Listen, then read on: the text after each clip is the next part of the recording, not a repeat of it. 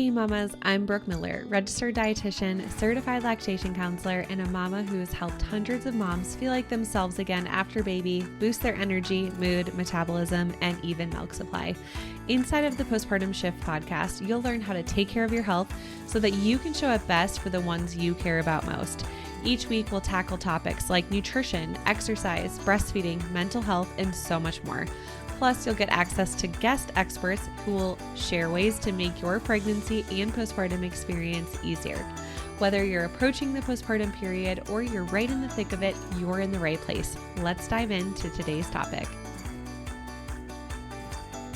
Hey, welcome back to the podcast. I shared on Instagram very recently that I am getting another varicose vein surgery, and all of a sudden DMs started pouring in of moms saying, oh my gosh, I have varicose veins so badly during pregnancy, or I just gave birth and I have all these varicose veins that I never had before.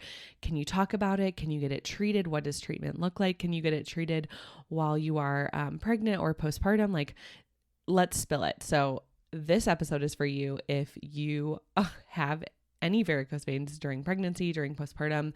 Maybe you had them like me before you ever got pregnant and then pregnancy made them worse. So I'm going to dive in. I'm going to share a little bit about my story, treatment, and options while you are pregnant and breastfeeding, because a lot of moms out there just don't realize that you can get this easily treated, and in my opinion, 100% worth it. So I did my left leg fully before I was ever pregnant with my first son. And so I have had varicose veins.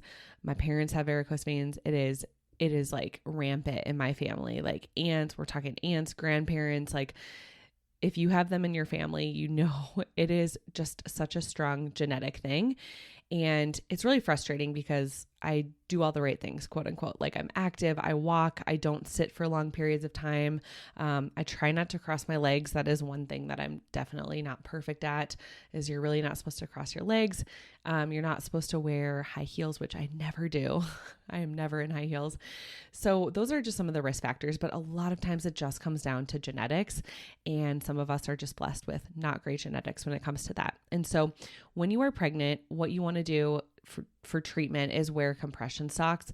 I was terrible at this, especially my last two pregnancies, because it was like midsummer. I was so hot and they are really hot. Now, my first son, I actually was pretty good about wearing my stockings because I gave birth in winter. And so if you give birth during the winter, it's actually really easy to wear the compression socks. They are kind of annoying, but you want to find like the hospital grade medical socks, compression socks, and you want to get measured and make sure that you're using the right size. They are kind of expensive. I want to say I paid like $90 or $100 for them, but you know, you can wear them throughout your pregnancies and postpartum. So, do recommend wearing those. And so anyway, I treated my entire left leg before I got pregnant with my first son, and that leg is still doing amazing. Like this leg is still so great. I got it treated, I would say probably a year or so before I got pregnant with him. So I had like a full year to recover and heal. And so basically they go in with a laser, they do the biggest, your big vein, and they go in with a laser. It's definitely uncomfortable. It's not like I wouldn't say it's like not a super easy procedure, but it's pretty quick. I wouldn't say it's painless. It's definitely an uncomfortable thing, but it's nothing compared to like childbirth. So if you've birthed children, you're good. And there's a lot of bruising involved. And so basically you go in, you get the treatment done with the laser. You will have incisions. They're pretty small incisions. I think I had about 4 or 5 incisions on my left leg. And then, they definitely bleed pretty heavily. And so you have to make sure that you put the stocking on, you wear the stocking for about 24 hours. And then after that you can shower. And then you want to make sure that you put little Band-Aids and gauze over the incisions again and put the stocking on again. And you will definitely notice a lot of bruising throughout those first 2 weeks. So it's not pleasant in that way. You're not allowed to like fly or anything or go on a long car ride during that time. No baths, I believe. And so you are kind of limited. So you definitely don't want to do this like right before a vacation or a trip. And then after that, then they look at the vein. They do another ultrasound and determine if you have like smaller veins that need to be treated as well. And so those are done with injections, sclerotherapy injections. This is not really painful. It feels like little pinches, basically like when you get a flu shot or something like that. So it's, a little uncomfortable, but it's not terrible. So they do little injections, usually like 3 to 4 around these like smaller veins. And then same thing, you put on the stockings and you wear them. You wear the stockings again until that heals. And again, that healing is pretty easy. Now, during the laser, they told me I can continue breastfeeding. I'm not going on any medications besides Tylenol and ibuprofen. So they said, you don't have to pump and dump. You don't have to do anything for the laser. But for the sclerotherapy injections, my vein place told me I have to pump and dump for 24 hours. I have I've seen online from other vein specialists, some recommend 48 to 72 hours just to be safe, just to be cautious. But my doctor feels very confident in the 24 hours, especially with the new solution that they're using. So I am going with what my provider is saying. So anyway, I did my right leg. I did the laser on my right leg it was after my first son, and it was before I got pregnant. And so I did that. I healed with that. The vein in my upper leg looks a lot better. However, I was supposed to finish like the sclerotherapy on that right leg. Well, the day I was supposed to go in for that, I took a pregnancy test and it was positive, and it was my very first miscarriage. And so I called that morning and said, hey, I took a pregnancy test. I obviously can't come in. And they were like, yep, no, we need to cancel it. And then they just said, just call us when you're done, with this pregnancy. Well, I miscarried, and then I got pregnant again, miscarried, got pregnant again, miscarried, got pregnant again, miscarried, got pregnant with my son, carried him to term, got pregnant again, miscarried, and then got pregnant with Morgan, carried her full term. So between that time, I had 7 pregnancies, and my leg obviously fully did not heal. And I went through 7 different pregnancies. Now, of course, only a few of them, actually made it full term, and 2 of them made it to about 10 weeks before I miscarried. And so pregnancy is really hard on your veins for a few reasons. There is a lot of extra blood volume when we are pregnant, and there's also the added weight gain piece. So when you're pregnant, we gain weight pretty rapidly. Most of us are not gaining 20, 30, 40 pounds in a 9-month period otherwise. And so it is, for a lot of us, pretty drastic weight gain, but the blood volume is the biggest thing. So I don't know if it's doubling our blood volume. Do not quote me on that. But I know that our blood volume drastically increases while we are pregnant. And so this is what causes a lot of stress on our veins. And so basically what happened, because my leg fully did not heal on the right side, I started having bulging veins in my calf on my right leg. So if you look at my right leg right now, my thigh looks great compared to what it looks like. However, it's actually all of the blood in my thigh is the cause, that vein didn't fully heal. And that is actually that caused a ton of pressure on that vein into my calf. So I went in for my consult. I was hoping I could just get the injections of sclerotherapy since I was already done with the laser on this leg. And my doctor did an ultrasound, and she said, quote, your legs are a mess after pregnancy, or your leg is a mess after pregnancy. And she's like, that's a lot of pregnancies you went through, and it's a lot of blood volume that your body went through. And she's like, I know you're on your feet a lot, and you're standing a lot. And she said, yeah, we need to completely redo this entire leg. So I was bummed to hear that news. But I am really glad that I'm going to get this done. And she did tell me, and so I want to tell other moms this as well. She did tell me, she said, I'm really glad that you're getting this treated, because the longer you go without getting this treated, the worse it will become. And some symptoms that a lot of moms experience is throbbing in the leg. So when I stand for a long period of time, especially when I had the big veins in my groin that you could see, like my inner thigh, those ones would definitely throb. Now, when I was actually pregnant with Morgan this time, and actually with Sawyer, I would get Charlie horses in my right leg only. And at first I thought it was due to my electrolytes, and I thought it was something like that. It turns out, she said that the varicose vein in my right calf is actually so close to the muscle, and the way that the vein is kind of wrapped around my muscle, she said it's very common for it to cause cramping. And so I would wake up in the middle of the night with really, really terrible leg cramps. It wasn't every single night, but it was only in my right leg. And so when I went in for my consult, she's like, oh yeah, that's 100% because of the vein.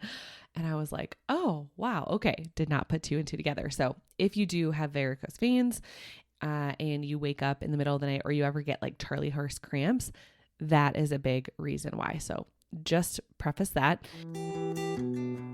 If you've been wanting to reach your healthiest weight and feel like yourself again postpartum without having to sacrifice your favorite foods or your milk supply, I've got a free workshop just for you.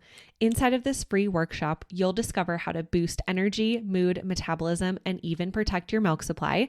You'll learn common mistakes that moms make that actually cause exhaustion, mood swings, low milk supply, and weight loss resistance to become worse, things that moms don't even realize. And you'll learn the proven 3-step method to heal your hormones and metabolism after baby, so you can go from surviving to thriving postpartum. Plus, as a free gift, you'll get my postpartum snack guide when you come hang out with us. All you have to do is click the link in the show notes to save your seat today. Spots are limited. See you there. The nice thing is that they do an ultrasound of your vein, and they can measure how big the vein is and how well the flow is. And basically, insurance just has to see that there is a problem with the flow, which it's not hard. If you can see your varicose vein, it's enough for insurance to say, yeah, this needs to be treated. And so the great thing is insurance will cover it. They don't cover all of the injections, but from what I understand is the injections themselves are only, I think, a few $100s to treat out of pocket. So in my opinion, totally worth it to do it. And so she said, I'm really glad that you're getting this treated, because the longer you go without getting this treated, like the worse it's going to be. The other thing to keep in mind is if you give birth and you hit your out-of-pocket max, your deductible for your family, which we did, then that's actually a great time to try to get it done before the end of that year, because, just you're going to have all those nice insurance benefits as well. Otherwise you're going to have to, pay, depending on what country you are in listening to this, or state, or what type of insurance you have. It's just going to be more beneficial insurance wise to try to also get it done the same year that you gave birth. So those are my recommendations. So definitely find a doctor with a lot of good reviews, find a surgeon that you trust. I actually love my surgeon. I'm in Denver. So if you are listening to this and you're in the Denver, Colorado area and you need recommendations, just send me a message on Instagram and we can chat about it. But you definitely want to find a surgeon that you like, that you trust. My surgeon has been a surgeon for like 35 years. So I fully trust her with this. And she's obviously done great work. It was my fault timing wise of when I got it done last. So it definitely wasn't her fault. And like I said, my left leg is great. So those are some of the top questions that I've been getting asked. So during pregnancy, the way you want to treat it is compression socks. And then yes, you can absolutely get it treated while breastfeeding. You can do it. You can do it between pregnancies. I've gotten a lot of questions about that as well. So if you're, unsure if you're done having kids or you're planning to get pregnant again in the future, then I would say you can still get it done, but just make sure that you are allowing yourself enough time to fully heal before you get pregnant again. So like I said, I probably should have just not even attempted to do my right leg, knowing that we were wanting to get pregnant again, but we also didn't know the timing and initially, and all of that. And so I would just say, if you're done having kids, this is a great time to do it. Or if you're pregnant with your last baby, or again, if you're pregnant and you're unsure, then I would definitely get it done and just make sure that you allow yourself enough time to heal postpartum. But it is just one of those crazy things that a lot of moms feel embarrassed about. And I absolutely felt that way too. I don't enjoy wearing shorts when I have these like bulging veins, especially during pregnancy. It was more noticeable. So I felt very self-conscious. I was wearing a lot of long maxi dresses during pregnancy, and I just hated, like the bruising and the bulging veins. So I'm just here to say, if you also feel self-conscious around this, like it is absolutely okay to do something about it. And really, that's how I feel about weight too. If you feel uncomfortable in your postpartum body and you're like, I want to, get to my healthiest weight, I want to get to a weight that my body feels really good at, you have autonomy to do that as well. So don't let anybody shame you if you want to fix your varicose veins or if you want to lose the baby weight, anything like that. I always just say, come at it from a place of respect, and let's make sure that we're not doing anything dangerous to our bodies when it comes to anything like this. And even like with weight loss, it's like, let's come at it from a really sustainable habits place. Let's do it in a way where our body will feel good throughout the journey, and do it in a way where we're not going to experience a lot of, negative impacts to our hormones or our metabolism, or in a way that's really unsustainable where we're going to start to see weight cycling, weight gain, weight loss, weight gain, weight loss. So that's the other thing with varicose veins and feeling good in your body. So I think every mom deserves to feel good in her body. Some of you might be listening to this and say, yeah, I have varicose veins, but it doesn't really bother me. I still wear the shorts. And if that's you, then that's amazing too. Just know that, they can get worse over time.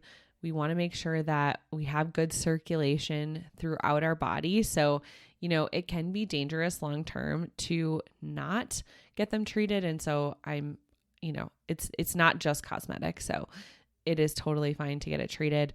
My husband has had a lot of blood clots in his life. And so if we do have varicose veins, we are just, increasing our risk of getting blood clots. And then if you are on hormonal birth control as a woman, that also increases your risk of blood clots. So that is also something to keep in mind. Blood clots can be very dangerous, life-threatening. They can lead to death, right?